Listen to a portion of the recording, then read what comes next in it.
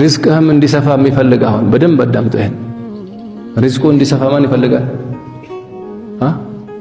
ሁላችንም አይማ ሁላችን በሁለት እጅ ነው የምናነሳው። አንድ ባሪያ አሉ የሪዝቅ ስፋትን ለማግኘት ይበልጥ ቅርቡ መንገድ በችግሩ ሰዓት ደህናነን ማለቱና አላህን ስለማይቆጠርና ስለማይለካ ጸጋው ምስጋና ማብዛቱ። ብዙዎቻችን የተመታ ነው እዚህ ቦታ ላይ ነው።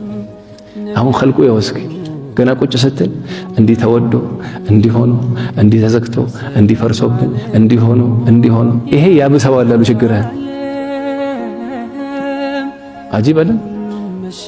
ተለምን ለርገሩ አለ الخواص በእንደዚህ አይነት ሰዓት ላይ አልহামዱሊላህ በል።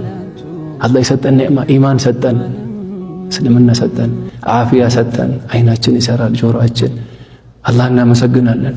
ይሄው የምንሰግድበት ይሄው ጀርባችን እየሰገድን ስጁድ እያደረግን አላህ የሰጠህ የማይቆጠረውን ጸጋ አስታውሰዋሉ እና አልহামዱሊላህ ማለት አላህ ያሰፋለታል ለዚህ ሰው